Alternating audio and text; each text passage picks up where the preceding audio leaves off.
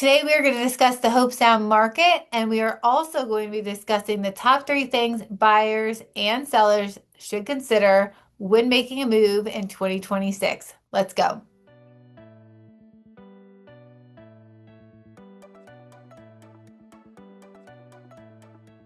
Hey friends, welcome back to Living in Hobe Sound. If you're new here, my name is Jaime Kriske. I'm a Hobe Sound resident and realtor with Coldwell Banker here in Hobe Sound. And on this channel, we discuss what it's like to live, work, and have fun here in Hobe Sound and the surrounding areas. And today we're going to be discussing what is happening in the housing market here in Hobe Sound and how it's going to affect you in 2026. So here's a market recap. December 2024 to December 2025, we did see a little bit of a change in the market. So let's discuss that. In December 2024, we saw 21 single-family homes close in Hobe Sound. This past December 2025, we saw 27 homes close in Hobe Sound. So we saw an increase of closings, which is great. We also saw an increase of the median home sales price. It's up 6% year over year, and it is now $658,000. So it has gone up just a little bit. We are seeing a less favorable number for sellers in the days on market. So homes are sitting on the market a tad longer. They went from 49 days on the market in December 2024 to 61 days on the market in December 2025. Now, that could be for a number of reasons. We can go into those on a one-on-one call if you want to, but it is happening and is something to watch.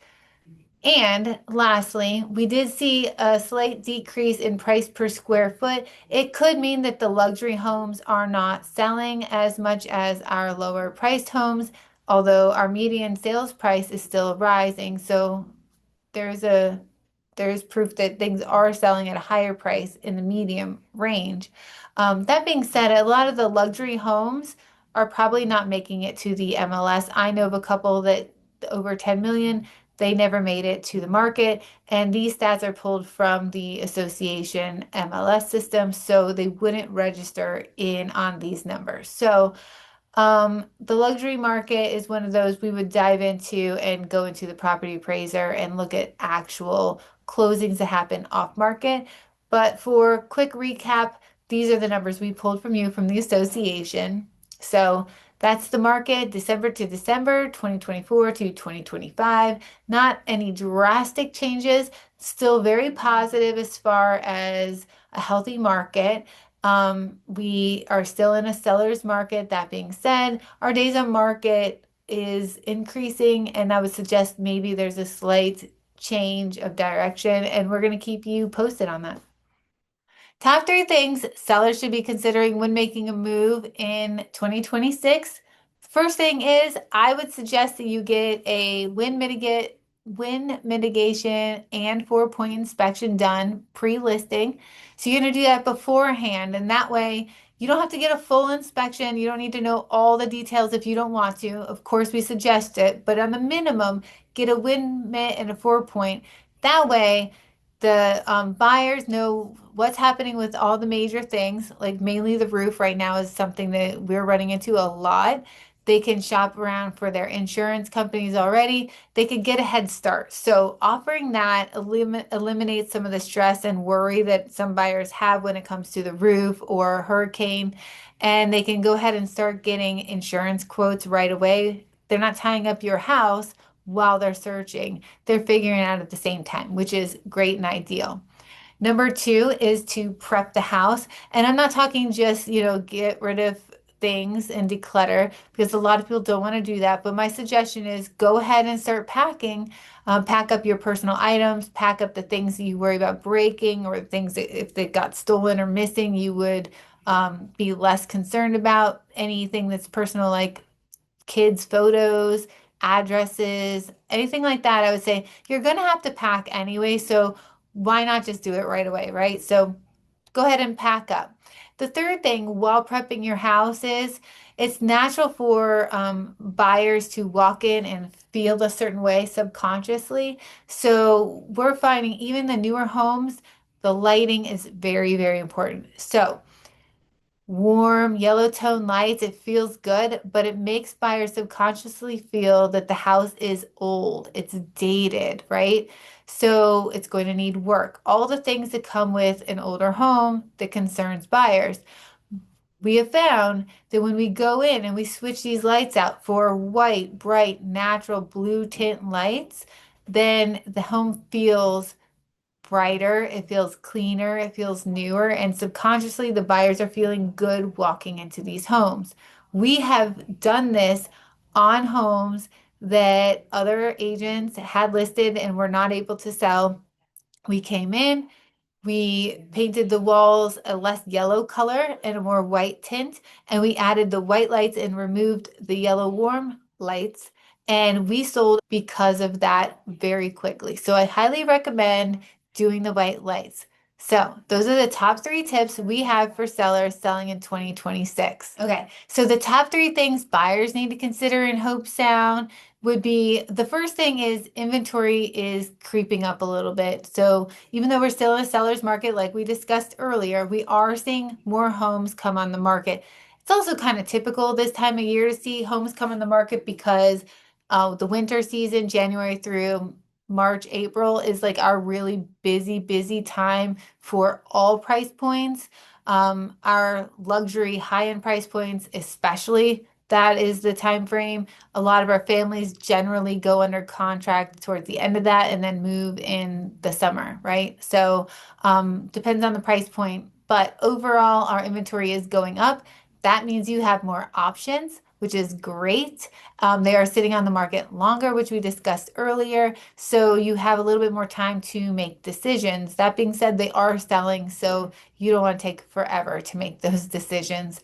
Also, for negotiating purposes, because we're in the beginning of January, we don't have the largest surge of buyers yet. They're just now starting to come in. So, highly recommend if you're going to be buying over the next month or 2 months, get an early start on it because as things start to close over the next couple months, we'll start to see less inventory coming on the market. We'll see prices increase. Statistically speaking, they should increase because there's more buyers here, there's more demand. And so it's natural for it to come up in price. So if you are looking for a home, do it sooner in the year and then versus like later in the year, especially if you're in luxury. A lot of times we see a lot of the luxury buyers who are tied up with galas and events and parties and all of that. And then all of a sudden it's March and they didn't buy, so they need to hurry up and buy something. And there's like a panic at the end. So it's best just to go ahead and do it now in advance and put it under contract, right? So it might save you a lot of money if you go ahead and take the time to do it now versus at the end where everyone else seems to be doing it. And same with families. If we're seeing a lot of families move, make decisions on homes come like April, May, because they want to move in June and July, because everything's like, 60 days-ish, give or take 30 days. Um, Buying now means you might be able to prolong your closing and closer to the date you want to move. If you're able to pay cash, you can pay cash and maybe do a lease back to the owner if you're not ready to move in till the summer.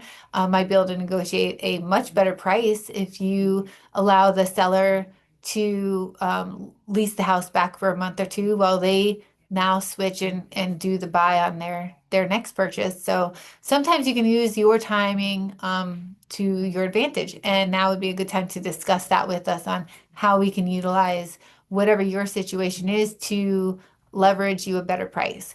And I would say the last thing is to get your finances in order. A lot of times our cash buyers have cash, in an investment that is making money and it takes time to pull out or so at least get that prepped. If you're getting a loan, making sure you've got all your ducks in a row for the loan so that you can pull the trigger and execute your loan quickly and seamlessly. A lot of times we don't have things in order and then we're negotiating the price and then all of a sudden we have 30 days to get everything done.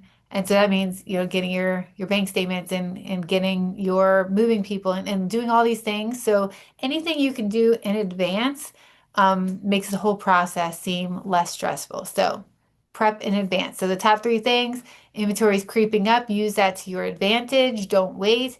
Number two would be to negotiate now versus later because you're going to be competing against a lot of buyers later. Now is better to negotiate while they're distracted with parties and galas and moving down here for the season. And then three would be just to get your finances all together and your paperwork ready to go. So those are the top three things for buyers who might be buying in 2026. If there's anything we didn't cover or questions you have in regards to moving in 2026, please reach out to us. We are happy to answer your questions. We can schedule a 30-minute Zoom call and go over everything that you might have questions on. So we're happy to do that. And don't forget to subscribe to the YouTube channel. And if you are interested in newsletters or in market updates or what else we do? We do newsletters, market updates. Anyways, if you're interested in any of that stuff, comment below and we'll get you signed up for those things so you're notified automatically and we'll send you the email, the newsletter email and market updates. All right. Thanks for joining me. I hope this was not too boring for you. Talk to you later. Bye.